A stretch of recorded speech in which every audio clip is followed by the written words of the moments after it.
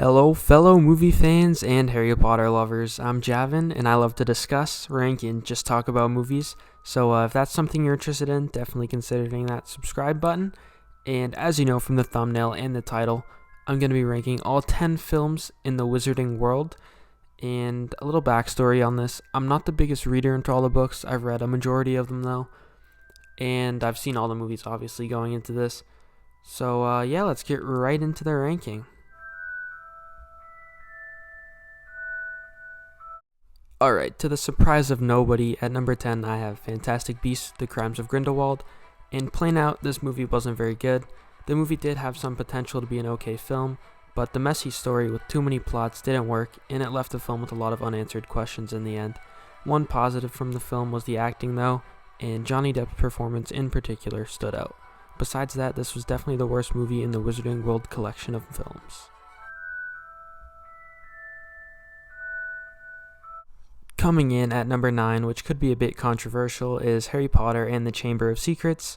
And while Chamber of Secrets definitely isn't a bad movie by all accounts, it still manages to find its way nearly on the bottom of this list.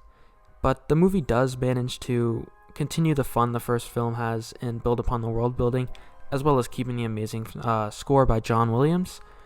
But this movie is a bit boring and dull, I believe, at some parts, and the story never really managed to grab my attention, even in the books.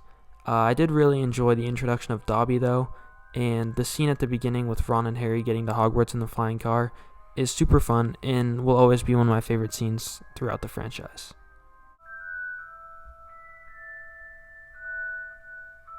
Alright, and coming in at number 8, I have Harry Potter and the Deathly Hallows Part 1. And I really did have a lot of fun with Deathly Hallows Part 1. For most franchises, when they split the finale of a book into two parts, it feels forced, Hunger Games, but with this, it definitely worked, and they kind of needed to do it with how complex the story was. There were some really fun moments in the movie, as well as some definite dark moments and gut-wrenching moments, spoiler alert, like Dobby's death. While he definitely was more present in the books, Dobby was still one of my favorite characters in the film, so his death will always end up hitting me in the feels. I also enjoyed the depressing tone this movie had for a lot of the film, because the characters deserve and have every right to feel this way with everything going on around them in the world. Also, the depiction of showing the audience the Deathly Hallows with the animation, it was done to perfection and really breathtaking. What mainly holds back this movie is it feels like it's all a setup for the next movie, which it is, but we never really get to see it paid off until the next film, so that's why Deathly Hallows Part 1 is so low on the list, and that's why it's at number 8.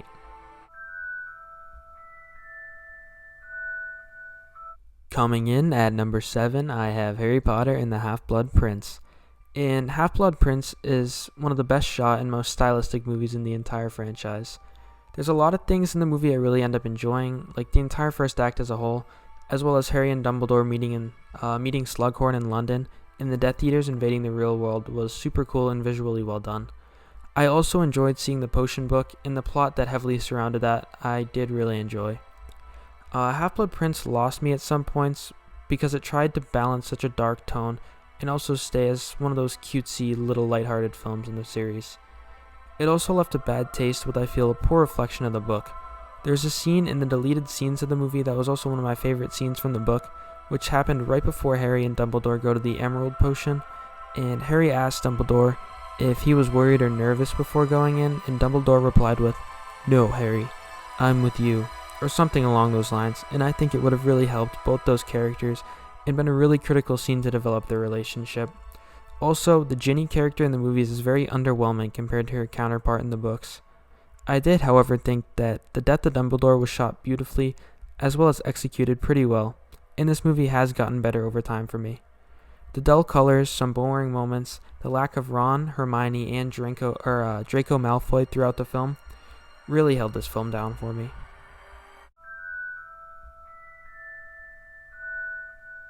Coming in at number 6, I have the original Harry Potter and the Philosopher's Stone, or Sorcerer's Stone if you're in America. But the first Harry Potter movie had the tough job of setting up a franchise in one film. There's a real chance that if this movie wasn't good, then the rest of the movies I'm talking about wouldn't exist. And I really do love this movie, mainly for nostalgia. The cast was perfect for the film, and in particular Hagrid, who was played by Robbie Coltrane, who was one of my favorite characters put to screen, as well as Severus Snape, who was masterfully played by Alan Rickman.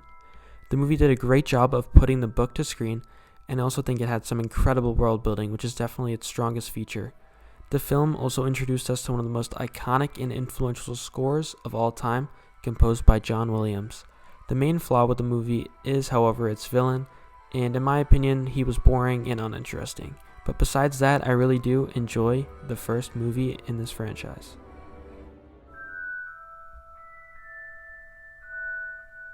Alright, coming in at number 5, I have Fantastic Beasts and Where to Find Them. This was a fun and enjoyable movie that can be used as a standalone in this great franchise. Not only is this film great for people who love the rest of the universe like me, but it can definitely be enjoyed by the casual viewer, which I think is just awesome and rare for other prequels to do nowadays. I also love being back in the wizarding world, and the sense of wonder it brought me was awesome. I think it's the first film since the first one to show off this great wizarding world in such an amazing light. And also the acting in this movie was great. The portrayal of Newt Scamander by Eddie Redmayne was awesome, and I particularly loved Dan Fogler in the role of Kowalski in this movie.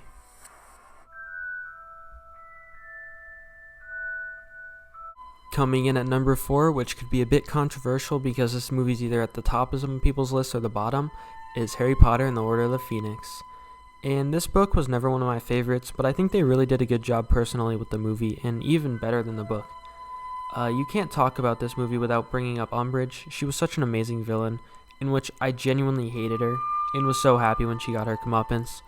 Up until this point in the Harry Potter movies, Harry was never not trusted by his peers, and I thought that was a super cool plot in the movie, how people didn't believe him about Voldemort.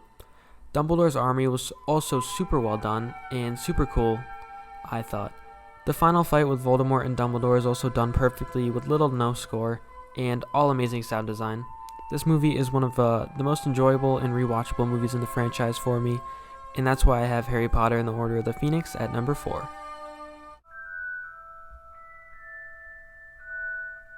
And at number 3, I have Harry Potter and the Goblet of Fire. Goblet of Fire has always been one of my favorite stories in the Harry Potter franchise, and the movie really shows that off to a T. The whole plot involving the different trials is so awesome to see unfold, and leads to some of the coolest action in the entire franchise. I also really liked seeing Harry and Hermione's relationship in the film, and Ron was a bit annoying throughout the movie though, but it felt typical for a teen that was a bit jealous of their counterparts. And there isn't really much I dislike with the Goblet of Fire. It's always one that I'll sit down and watch with a big smile on my face. At number 2, I have Harry Potter and the Deathly Hallows Part 2. Deathly Hallows Part 2 definitely benefited from having a whole movie of build-up, but who cares? The movie was so enjoyable from start to finish, and it was great to see some of the best action, as well as some of the most fulfilling moments in the entire series. Snape's backstory scene was one of my favorite scenes in all of cinema, and very well done. Also, I really liked the escaping Gringotts scene, and the ride that they did at Universal for that was super fun. The acting in this movie is great, and I need to mention Professor McGonagall, played by Maggie Smith, who is truly one of my favorite characters in the entire franchise. Deathly Hallows Part 2 shows off how to have a perfect payoff for everything set up in the other films and end the series on a high note.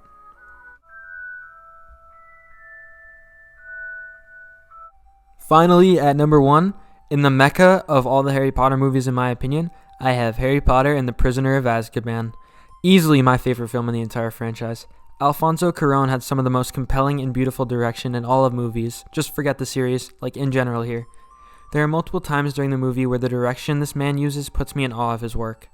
Prisoner of Azkaban is a turning point for the franchise in that it retains some of the amazing awe from the first 2 films, as well as transitioning the audience into the darker tones of the second half of the franchise. Sirius Black is a super cool character and acted out brilliantly by Gary Oldman, and I also really liked Lupin in the movie. With some of the most fun in all of the movies, some of the most mystery, and some of the most suspense in all the films on this list, how could you not love Harry Potter and the Prisoner of Azkaban?